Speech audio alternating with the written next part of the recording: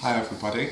So I wanted to do a video today in regards to the movie The Witch. So spoilers alert, I will be revealing what happens in the movie and you know, certain plots as well.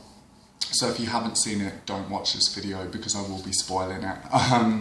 So first of all, before I actually get into the film itself, I want to talk about how much of a resurgence we have had in more folkloric witchcraft recently.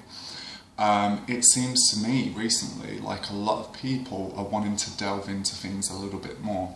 So, and this is no disrespect to Wicca or any modern forms of witchcraft, but a lot of people are messaging me saying, I want something more. I feel like there's something more that I'm missing from Wicca that I'm not gaining yet. Now that's not everybody, because every path is different for every person. And I'm not going to sit here and call Wicca because it's a perfect system, it's a perfect belief religion, and it works within itself. But what I wanted to say was, there has been this huge resurgence in folk witchcraft, in folk magic and more traditional witchcraft, and it's it's become almost mainstream. Now I find there are certain periods and certain points where new films come out and stuff like that, and things begin to gain popularity, things begin to get popular. That's a really awful term to use, but it happened with the Skeleton Key. After the Skeleton Key, everybody was practicing hoodoo and root magic and conjure. And in one way it's good, but in another way it's very superficial, because these paths of these, you know, traditional witchcraft as a path and also as a form of folk magic, they're there to be worked and utilised, but above all, they are still practices within themselves. It's much more than any movie, or than any movie could ever write, any movie producer could ever write. It's much more than any movie could ever portray, because it's a whole different feeling within itself. So, let me start on the movie The Witch. I really enjoyed this film. I loved this film. It's one of those movies that I must say, if you don't understand about certain periods in time and the mind frame that people had back then, and in this instance it's Puritans, if you don't understand the mind frame that they had, or not understand, but you get a grip or a grasp of what mind frame those Puritans were going through, you may not find it relevant. And if you're not familiar with witch trials and accounts and folklore, it may be a little to you. So just a warning, because it does very much go into that folk element. Black Phillip, which everybody has spoken about. I love Black Phillip, and I actually thought Black Phillip, the goat, was so fucking cute, like beyond cute. Every time in the film where he was like that, I was like, and Josh kept looking at me and we was like, because he was really, really cute, you know, very, very, very sweet, and then he spoke, which was quite terrifying. And I love the hairs in the movie. I thought that was amazing. It really grasped the idea of the witch going out of her body. This film is not fluffy bunny, and I hate to use that term, but it's the only way I can describe it. It's not fluffy bunny, it doesn't cut around the edges, it's hardcore. It involves people stealing, you know, witches stealing babies, killing them, using them as flying ointment. It's quite a hardcore film. It's more psychologically scary than it is actually scary. And what I love about the film is it plays on that Puritan hysteria, that hysteria that was so prevalent among Puritan communities. And I loved that, and it really did play on that. And there were certain things in the film, even to the smallest touch, that were really, really cool. Like, I loved the young witch in the woods. She was amazing. I want to be her.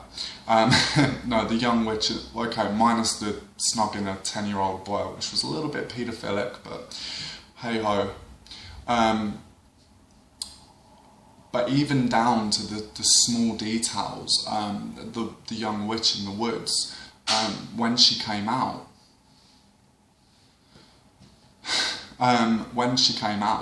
of her cottage, she was in a scarlet cloak, and it's actually a really old term that people used for witches. When someone was a witch and they wanted to tell someone they were a witch, in certain areas, particularly in East Anglia, the phrase "she wears a scarlet cloak" would be used. So if someone said, "Oh, he wears a scarlet cloak," or "she wears a scarlet cloak," that means that that person would be a witch. And I love the fact that she came out in that scarlet cloak, and I thought that was a fantastic touch.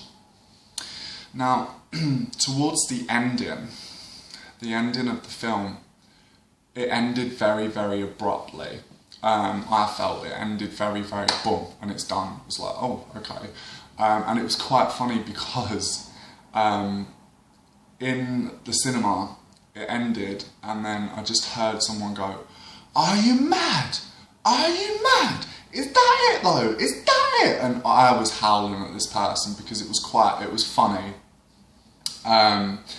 However, once again, I feel if you understand Puritan beliefs and you understand the mindset that they were in, that feeling bound, that feeling trapped, and that shame for sex and for the natural body, and you put that into perspective and you take that to the ending where she walks, she makes that pact with Black Phillip and signs his book, and she walks into the forest naked, with the black goat guiding her, and goes, the end scene was just fucking immense, and she walks to this circle, this fire pit with these naked witches screaming and writhing around and screaming out into the night, and it was amazing. And then the end section, the end part where they started flying and floating up in the air in all contorted ways and twisting around in the air with Black Phillip. It was incredible. I thought that scene was amazing. And for a Puritan girl, a young Puritan girl, that really would be something that would be completely taboo, that being out in the woods. There was also that emphasis on the natural world in the film and how dangerous the natural world is in residing to diseases that you can get, pestilence, different things like that, the crops failing. There was not subconscious, but it was it was like a background detail throughout the whole film, that fear of the natural world that man has, and it really reiterated it to me. In the film, and I found that very interesting, and how they almost viewed the natural world as ungodly. So it really does delve back into the minds of what people would have been thinking, what people would have been doing back then. And it was incredible for that. And the end scene where she flies up in the sky and she's laughing hysterically, you can see the freedom on her face. You can see the freedom because she is going against everything she knows, everything she's been born and bred, and completely reversing that, and, you know, floating in the night sky around a circle pit with a fire with other naked ladies. And she had a fierce ass, by the way. Like, I'm not into women, but seriously, girl, she had booty. But anyway, that freedom, you could see that in her face, and that was amazing to watch that. And I felt very much with the person at the end that was like, "Are you mad?" Even though it was quite funny.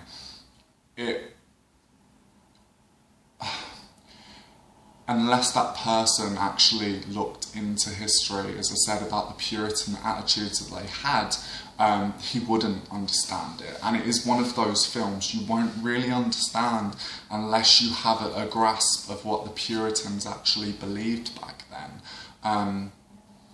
So yeah, it was an immense film for me. My other half was a bit like, but he's not obviously into witch trials and folklore as much as me. His path is very pagan, Buddhist, spiritual, a little bit new agey sort of thing, but very grounded. Power of affirmations and stuff like that. So we're very, very different, but you know, I wanted to watch it because I was like, but yeah, I thought it was an amazing film. I thought it was a fantastic film, and the scenery in it was beautiful. It was absolutely stunning.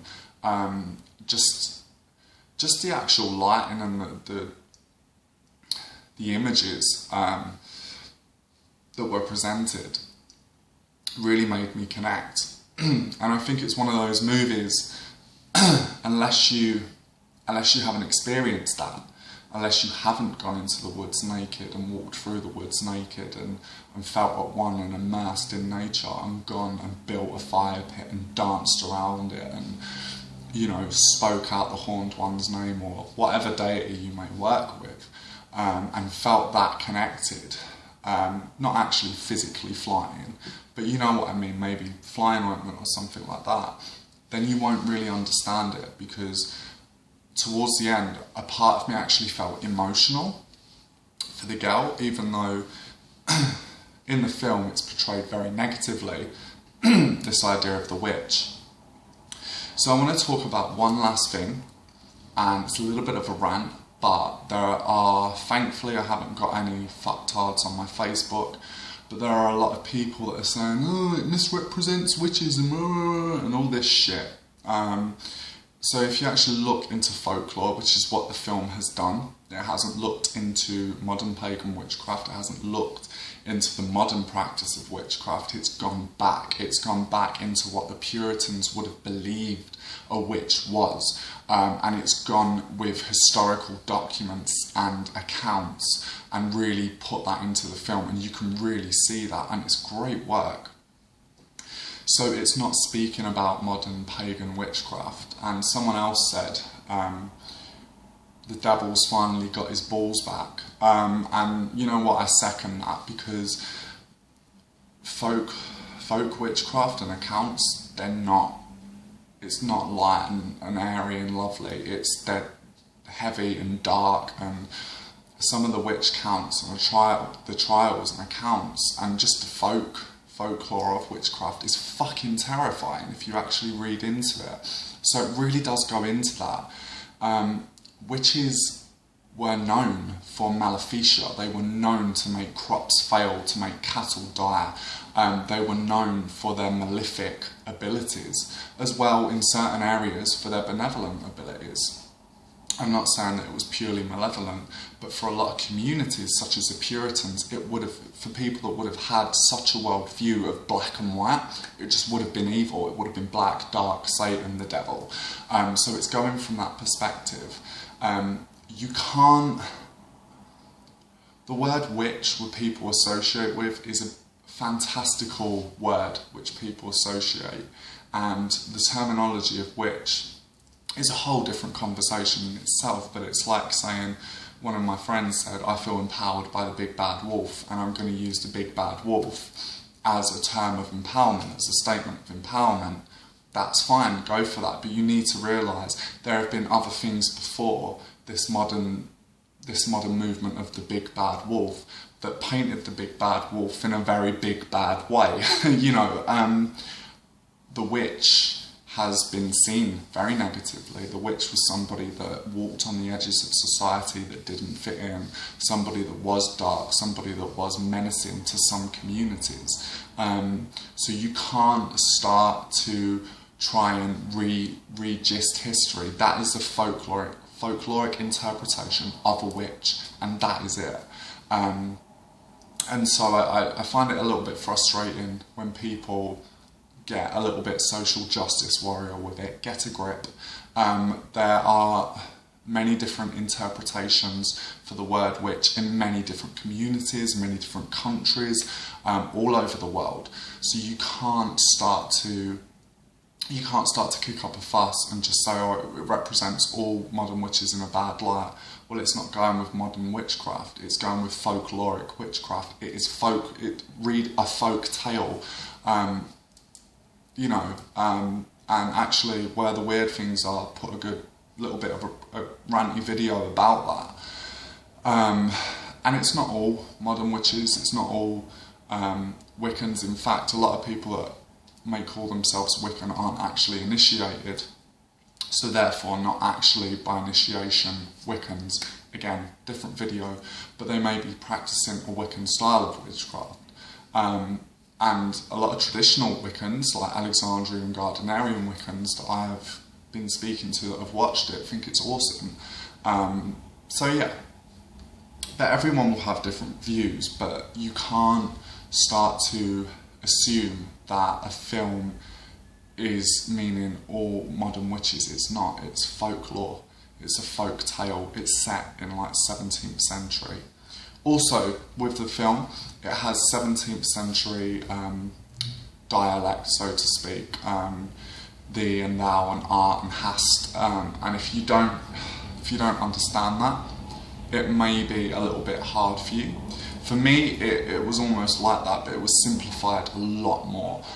It was very simplified. I felt like the language had been incorporated in the film, but simplified so that people would understand. But I'm very good with that type of language, because I'm a bit of a geek. So yes, that is a film review of the movie The Witch. Let me know what you think, and peace out.